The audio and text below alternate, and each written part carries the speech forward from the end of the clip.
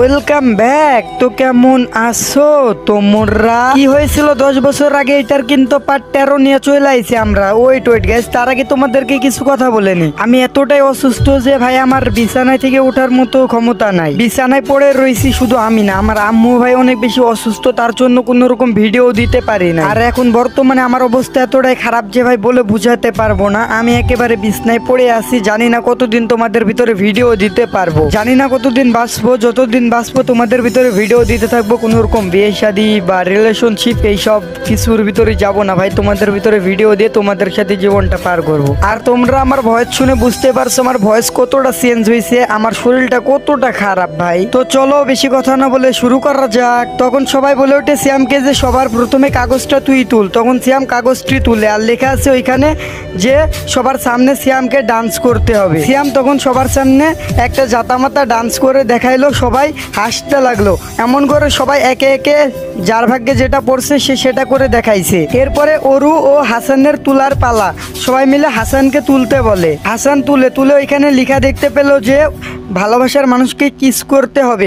এটা দেখার পরে হাসান ওই কাগজটি ফেলে দিতে যায়। সবাই বলে না না না না, এটা করলে তো হবে না, কি পড়ছে সবাইকে পড়ে শোনাও। তখন হাসান না চাইতো, তাকে পড়ে শোনানো লাগলো যে কিস করতে হবে প্রিয় মানুষটাকে। হাসান বলে না না না, এটা কোনোভাবেই সম্ভব না, এটা আমি পারবো না। অরুও বলে না, এটা কোনোভাবেই সম্ভব নয়। সবাই বলে আমরা করছি, তোমাদের ভাগ্যেও যেটা পড়ছে ওইটা করে দেখানো লাগবে, মানে লাগবে। অনেকক্ষণ পরে জোরাজোরিতে কোনো উপায় না পেয়ে হাসান অরুর কাছে যায়। অরু চোখ বন্ধ করে ফেলে, তারপরে অরুর ঠোঁটে হাসান কিস করে দেয়। এভাবে 5 মিনিট পরে অরুকে ছেড়ে দেয়। অরু আর হাসান দুজনাই লজ্জায় লাল হয়ে যায়। এবার অরুর তোলার পালা। ওইখানে কাগজ তুলে অরু দেখে যে লেখা আছে যে ভালোবাসার মানুষের কি করে প্রেমে পড়েছিলে, এটা বলতে হবে। অরুও তখন বলে ওঠে না না না, এইসব কাউকে শুনতে হবে না, এইটা আমি বলতে পারবো না, এটা আমার সিক্রেট ব্যাপার। তখন সবাই বলে যে না, বলাই লাগবে।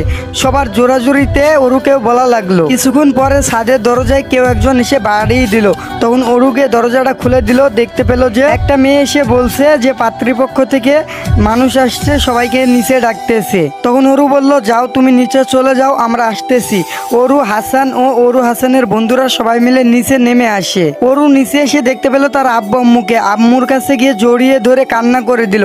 তারপরে অরুর আব্বু আর আম্মু বলল যাও এখন গিয়ে রেডি হও, তোমাদেরকে আমাদের সাথে যেতে হবে। কারণ মেয়েদের প্রতিটি বিয়ের নিয়ম হচ্ছে মেয়েরা প্রথম দিন শ্বশুরের বাড়ি থাকবে, পরের দিন তাদের নিজেদের বাসায় যাবে, আবার কিছুদিন থেকে শ্বশুরের বাড়িতে চলে আসবে। এদিকে হাসানদের বাসায় সবার মেহমানদের খাওয়া দাওয়ার ব্যবস্থা করা হয়েছে।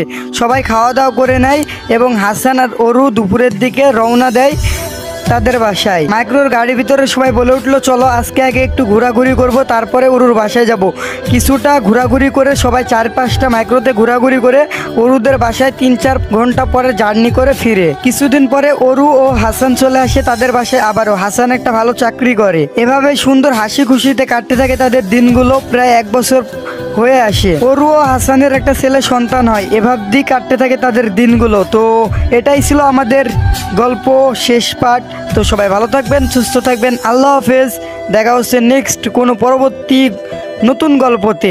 সবাই বেশি বেশি করে সাপোর্ট করবেন আগের মতো। আমি আরও বেশি মারাত্মক গল্প আপনাদের ভিতরে উপস্থাপন করব। তো আজকের মতো আল্লাহ হাফেজ।